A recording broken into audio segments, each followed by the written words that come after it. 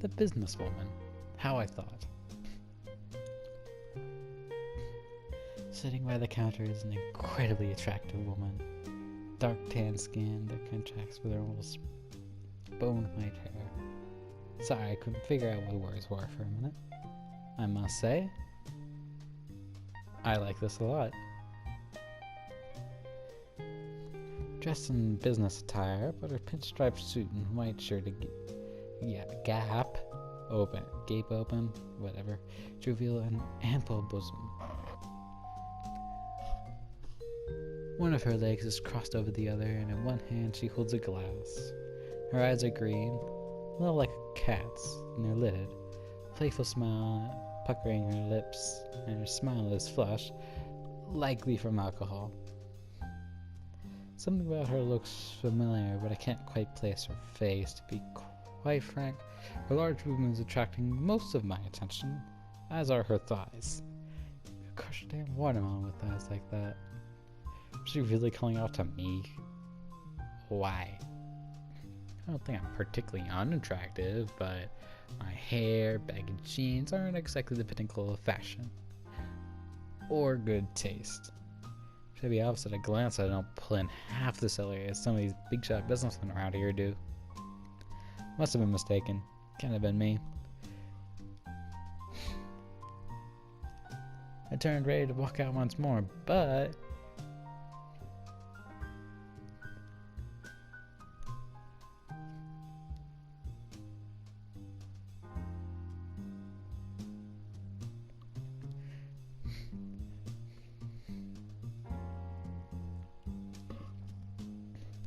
she really was talking to me. Beg your pardon, bitch. Who do you think you're talking to? I'm an average photographer that's about to lose his job. How dare you? Glance back at the femme fatale, something like that. Doing my little best not to gawp at her chest. I'm not a teenager anymore, god damn it. Do I know you? You look familiar, though I don't think we've met before. Good, my mic is on. I would have been so upset if I had for some reason turned it off. Oh, I like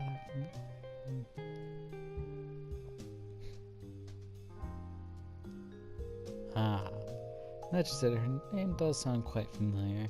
Newspaper work at Secure Daily. Ran an article on her just a few weeks ago.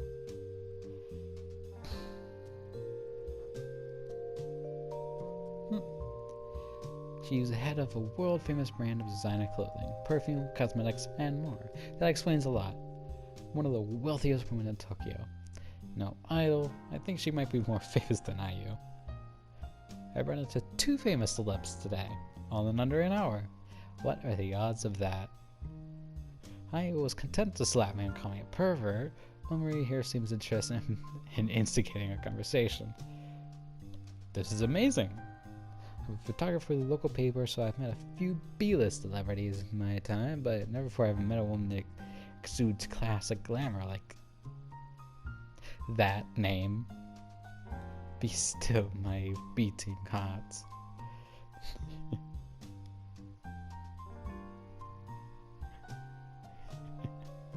I'm sorry.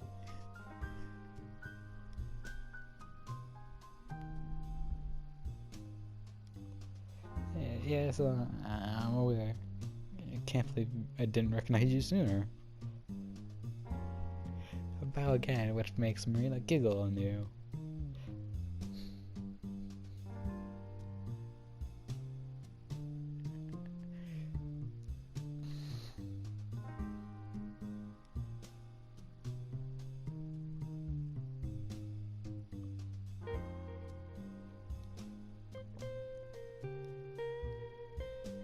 Right, I see him. So, apology is fully formed my tongue before I cut myself off, before I can say anything foolish. This might be why Marina called me over, despite the vast gulf of difference between our wealth and social standing. She's tired of being treated like a celeb. No doubt. Owing to him. She wants to speak to a member of the peanut gallery like me. This is all incredibly sudden. Heart's thudding incredibly hard, but, well, If she wants to speak to a nobody like me, who am I to refuse?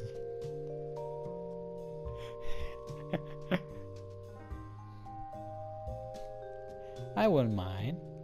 I don't have the money for that, though.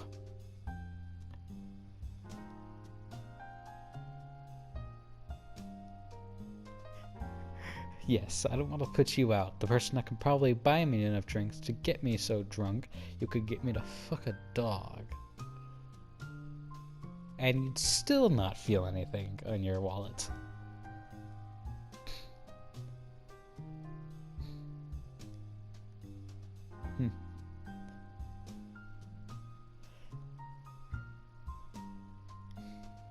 I flush, embarrassed that I, a mere photographer, even thought to question the depths of Marina's pockets.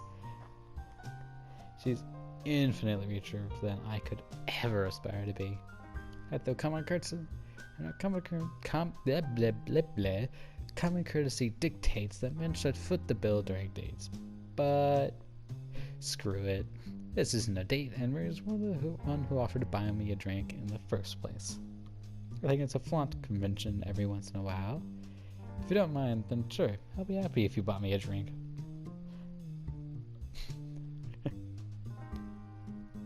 I don't think he ever said anything about being able to handle drinks.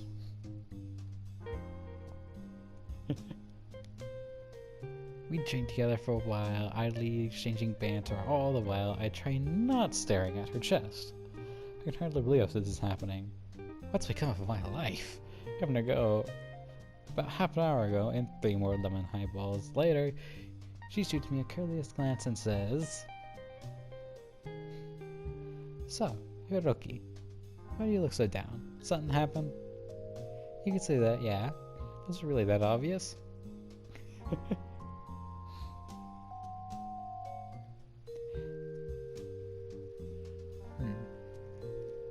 A problem shared is a problem halved. I like that saying.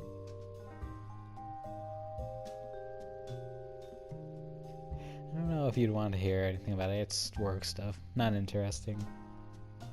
As a businesswoman, I'm fairly well acquainted with troublesome work stuff. I have plenty of problems of my own to deal with. I figured as much. That's why I don't want to burden you with mine. But she leans in close and I can feel the silky softness of her silvery hair against my flushed skin.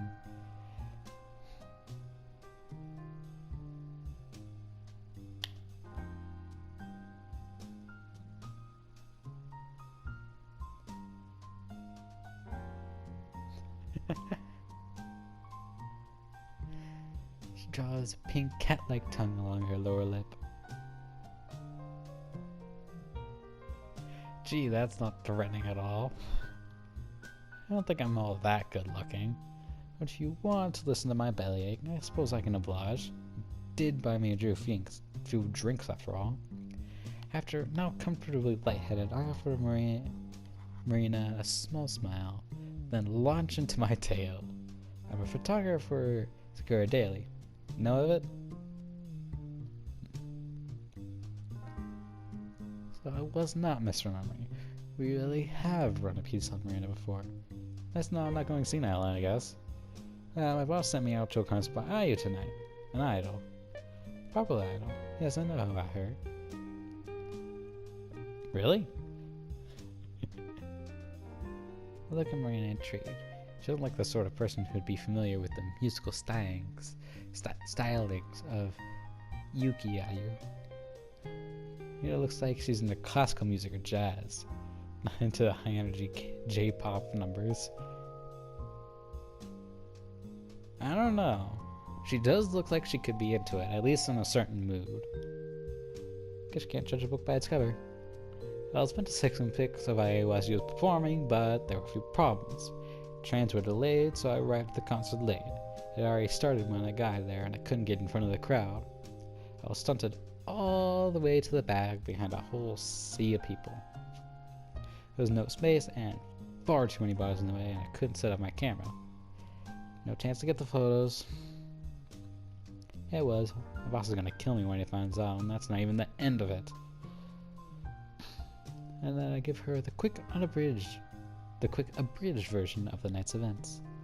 I tell her about my gloomy night wanderings over the city and then my chance encounter with Ayu. I don't go into every single gory detail. I don't, for instance, tell Maria how excited I got when Ayu fell on me, but I do tell Maria that Ayu slapped me for my efforts, and called me a pervert. I didn't want to do anything inappropriate to her. I was just trying to do my job. And then helplessly, my rolls falling on a tumble in my throat. When lubricated with alcohol, it's surprisingly easy to gush about the most embarrassing of things. She's having really hard too. One side of my head is still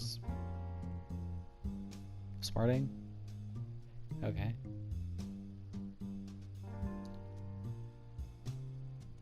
She really did. For an idol, she had a surprising amount of upper body strength. Didn't know she was so powerful. She doesn't look like it. She's so tiny. She wears so much pink.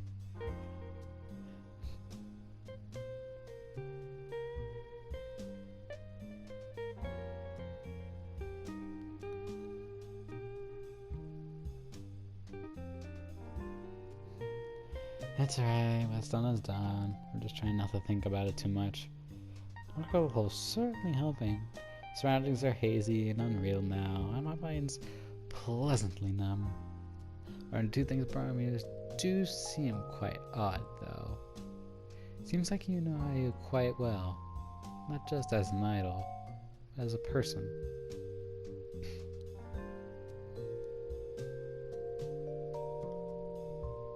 A naughty little sister to me, I suppose.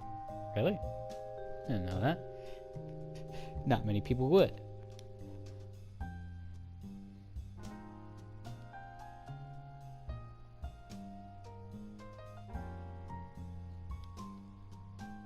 No, it's fine. Like I said, it's too late to worry about that now.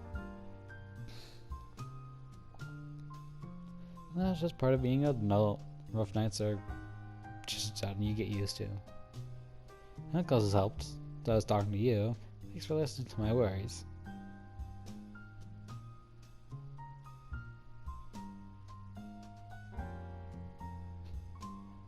If you disciplined her better, she wouldn't have slapped you.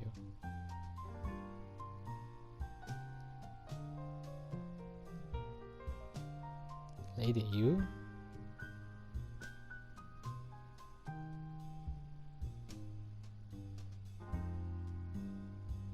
She could just be very rich herself.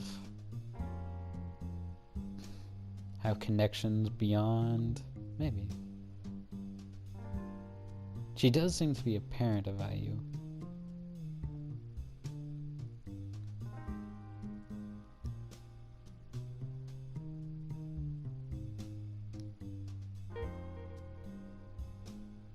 Marina leans in. Her voice falls to a soft, sultry whisper, which envelopes my body like a caress. I cannot overstate how sorry I am that Ayu caused you so many problems. She's not a girl, and I'll scold her later.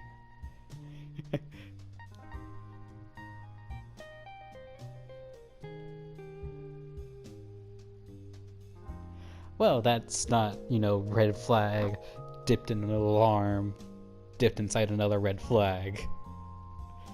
It's been a long time since I last found prey worthy of my unique attention.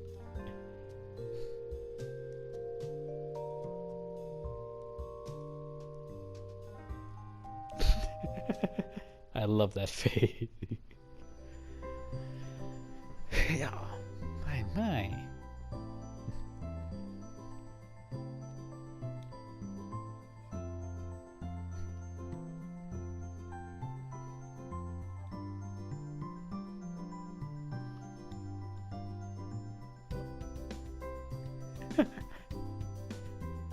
You are nothing but your underwear on her lap.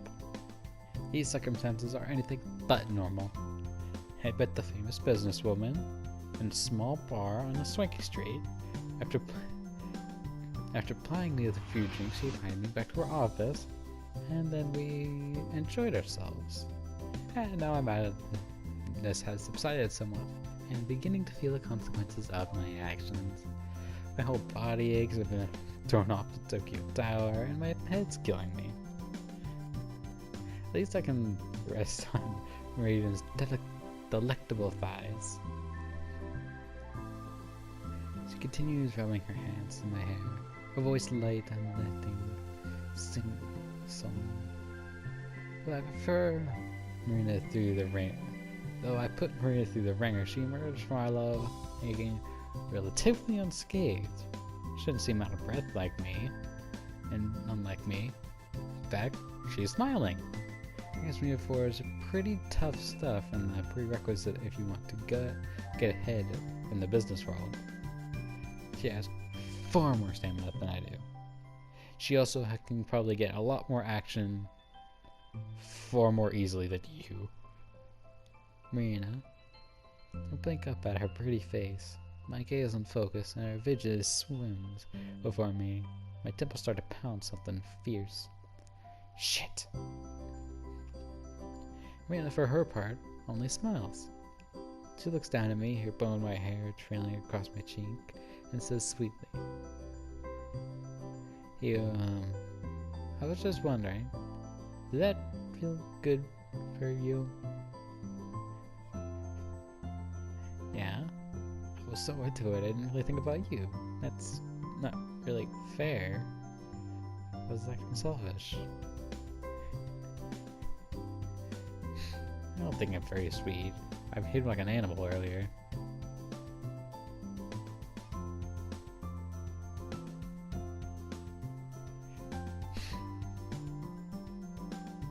Thank goodness. Now that I know that she enjoyed herself too, I can actually relax now.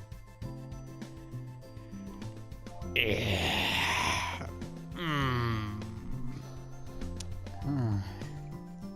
Sleep washes over me in waves. My eyelids feel very heavy, and it's a struggle to keep my eyes open. I nuzzle my head against Marina's warm lap and I close my eyes. And she had that smile that looked like her entire plan with exactly how she wanted it to go. Might sound weird given everything we just said, but there's something almost motherly about her. I can feel my consciousness slipping away as I fall into the limbs where I can swear I can hear Maria's voice, light and sing-song as always.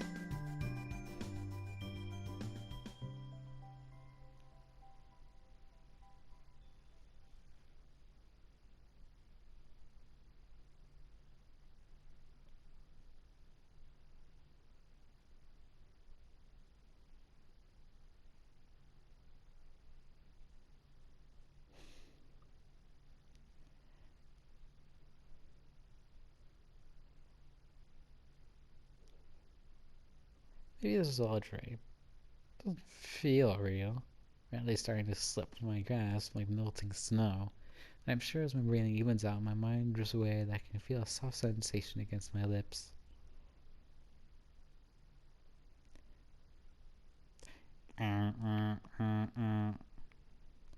What the fuck do you want? It's a tiny cry that burrows into every single crevice of my skull. My temple throbs and I groan. My head is still killing me. And sadly for me, my alarm clock does not seem to understand how under the weather I am. It's nothing but a machine, and I am utterly immune to my plight. The damn hateful noise continues to mock me. I swear it's getting louder with every beep. You know, when I hear my alarm go off, my body gets up naturally to shut off whatever it is that's making that noise. Right, enough! Oh, futon, that's not that comfortable.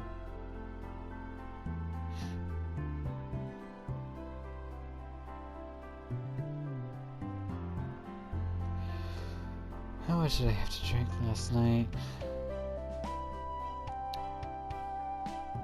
Speaking of last night, what happened?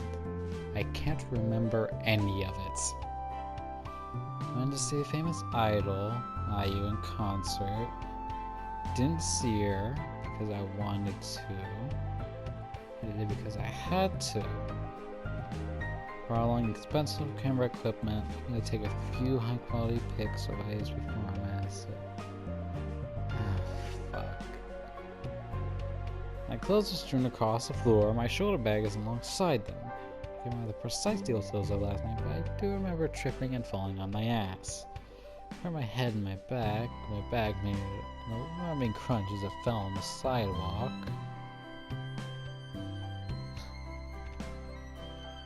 The camera. Did I really break it?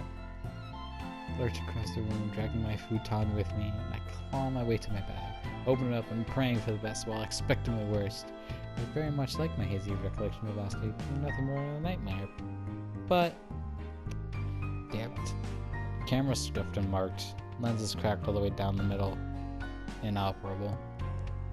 Alright, Hiroki, calm down. The lens is broken, the camera itself might work. You just need to stay cool.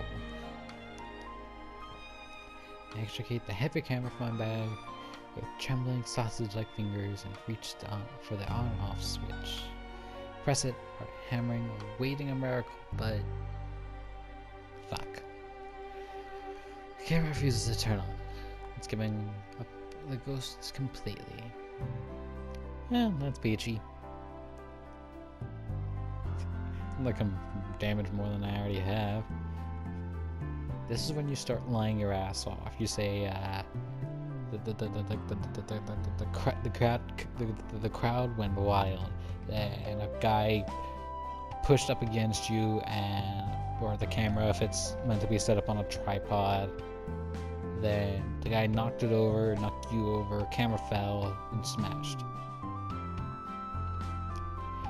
You might get you're probably still gonna get in trouble, but it's gonna get better. Here's the thing. I wanted to be a photojournalist. No, I'm nothing more than a liability. This morning is most auspicious. Wish I could turn back time, sleep beneath my futon, and fall asleep once more. Then I wouldn't have to contend with the looming fear of losing my job, or this awful fucking headache. At least today's a Sunday. Don't need to go work until tomorrow. Give me a bit of time to prepare for the inevitability of losing my job. Strange though.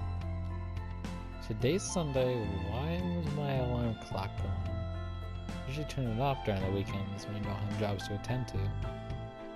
I have to wake up pretty early to commute to work during the weekday, so on the weekends I like to vag into my futon until midday. I turned my alarm clock on before I went to bed, but why? Did past me want to torture present me or something? I have a secret statistic streak or something? Or give me one, I'm the one who set my alarm. Perhaps I'd be more correct to say masochist. Yeah, was I really the one who set that alarm? How did I get home? I don't remember. After the failed gig, I went out drinking, then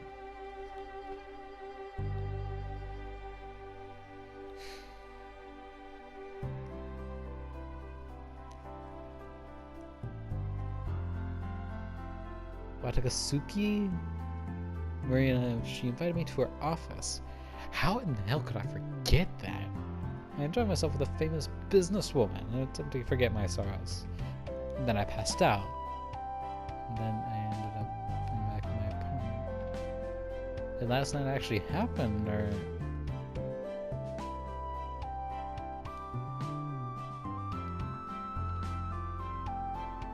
There lying next to me, next to my alarm clock, is an envelope. Is that from Marina?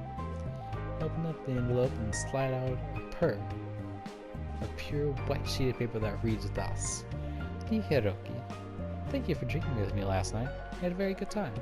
My pure delances proved to be enjoyable for you too. After you passed my office, I asked my chauffeur to drive you back home. I found your address on your business card, which was in your wallet. I hope you can forgive me for looking through something so personal. I asked the chauffeur to set your alarm nice and early, so didn't oversleep. You drank a good deal last night, and I'm afraid you'll doze the entire day away if you plan, given the opportunity. Remember, early bird catches the worm. You might disagree with me, but I think it's important to wake up on time again. Don't go back to bed, you hear? I've taken quite an interest in you. I'm going to whip you into shape. It's the last thing I do. Maybe you can look at it as a pet project of mine. Yours, Marina. Yes, if you're worried about going into work tomorrow, don't be. I have connections, and I'll do all I can to smooth things over. Only your boss fire you. You're much too precious. Oh, what do you know? Guess we really did meet Marina last night. Alright, so no fever dreams? Not sure Mina meant by her PS though. She's gonna talk to my boss on my behalf? That'd be nice of her, but I'm not sure if even Marina would be able to talk my boss over. He's a stubborn old goat. Should prepare for the worst just to be sure. God, head's throbbing so much it's hard to fucking think. Sorry, Marina, but I think I'm gonna go back to bed after all. Shovel back to my futon, drop him elegantly against the soft covers. This is too much for me to deal with right now. If I don't get any rest, my brain's gonna explode.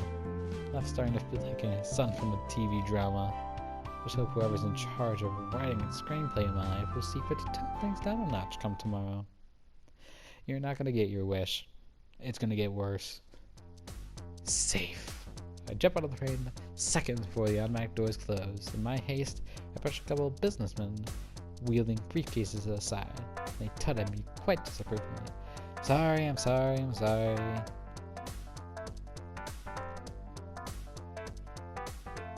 It's Monday morning. Weather's sweltering hot, and I woke a little after 6:30. Had a shower, ate a hurried breakfast, pulled on my clothes, and headed to the train station.